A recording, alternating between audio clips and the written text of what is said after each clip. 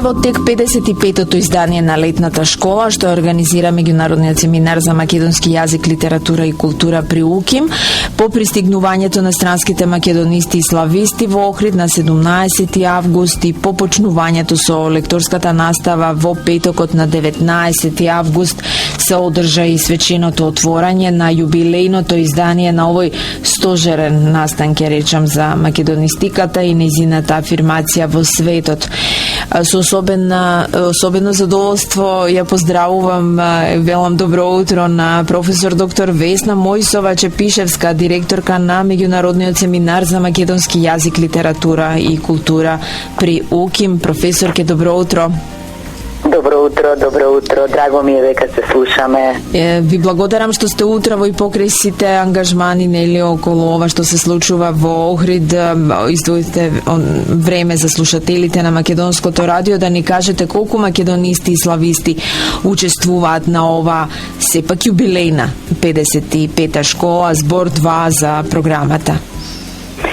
Благодарам прво за интересот. Мене особено ми е драго, бидејќи една ваков настан како што е 55-та летна школа на овој меѓународен семинар за македонски јазик, литература и култура гостува, односно има простор да каже на токму нешто за таа летна школа на Македонското радио, кој што знаеме колку години го негува македонскиот, убавиот македонски јазик, коректниот, точниот македонски јазик, стандардниот македонски јазик.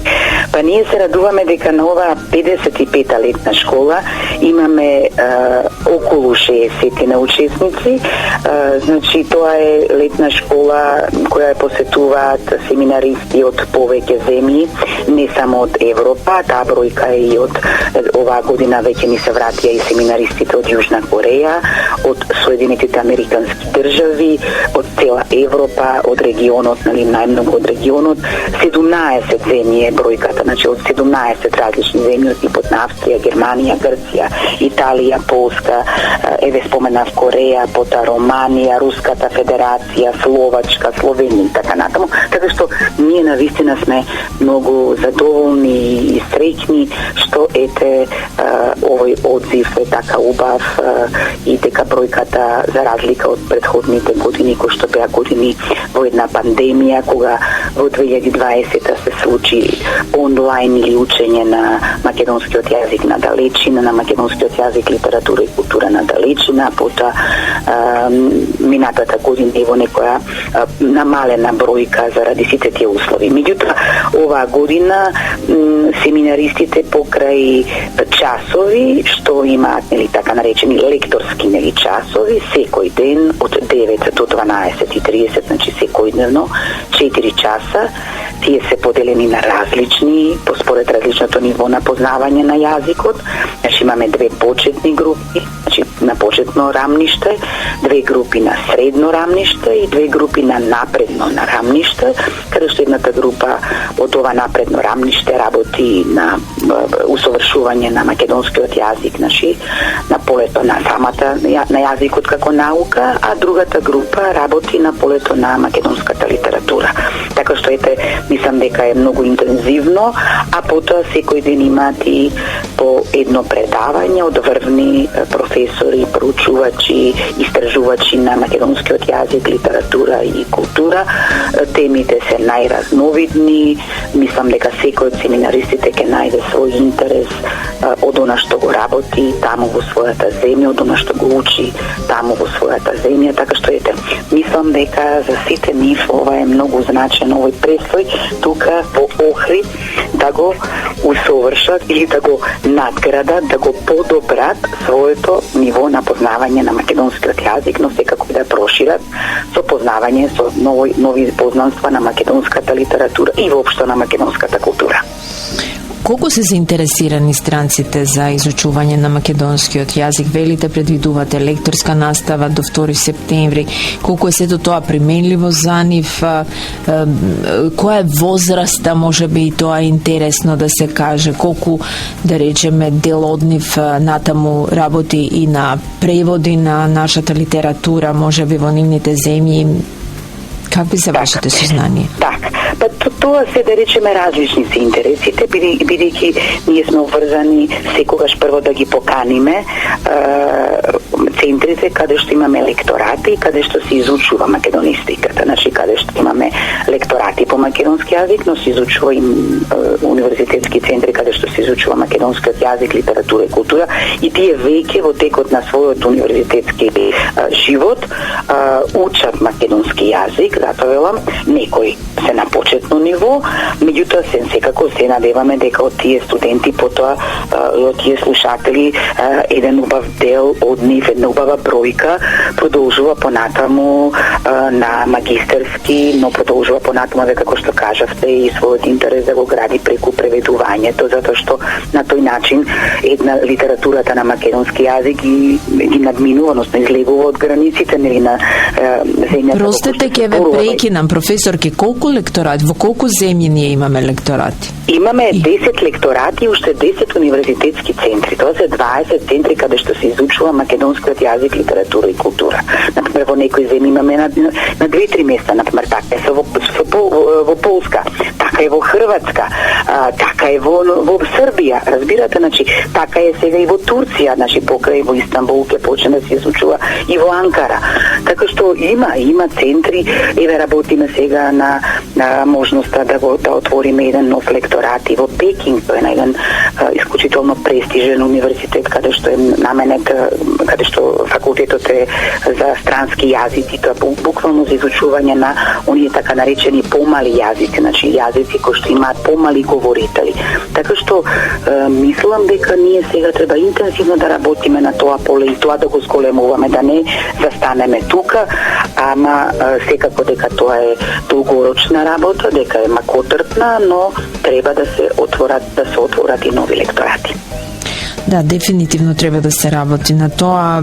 Уште еднаш ќе се навратам на школата, што друго предвидува, еве ми паѓа во очи не само што ќе го одбележите големиот јубилеј 150 години од раѓањето на Гоце Делчев, нели, со предавање, за прв пат некако одвојувате време и за македонската мода, што е малку симптоматично, нели, за македонскиот моден дизајн како составен дел од македонската култура, нели, еве професорката Лидија Георгиева ќе говори на оваа тема.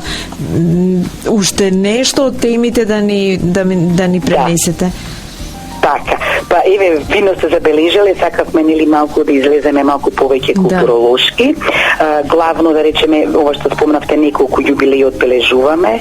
Значи, она што го рековте, 150 години од раѓањето на Гоце Делчев, но секако тука е и 120 години од раѓањето на Илјовски, 70 години од раѓањето на Горан Стефановски, 70 години од граматиката на Блажа Коневски, значи тоа се тие крупни, и околу тоа имаме неколку предавања, а еве секако дека тука особено би стакнала, например, беше интерес предавањето кое беше понудено од професор доктор Ѓоргевски за Свети Наум наспрема пророкот Наум. Значи светецот наспрема пророкот, бидејќи еве вчера семинаристите заедно со семинаристите бевме на посета на комплексот Свети Наум, значи бевме во манастирот, но потоа бевме и на изворот на Црн Дрим, нели, така натаму, така што ете таков тип на предавање. Ова е интересно, тоа рековме дека зборувате ли македонска мода, но значи сакавме да видиме, да покажеме дека и на овие простори се случувала мода, да видиме кој тип на мода и во 19-тиот и во 20-тиот век. Или например имаме едно многу интересно предавање од професорот Владимир Мартиновски за интермедијалните проникнувања на современата македонска книжевност заедно со сликарството и со музиката, како македонската литература, македонската поезија се прелева или инспирира и други уметности.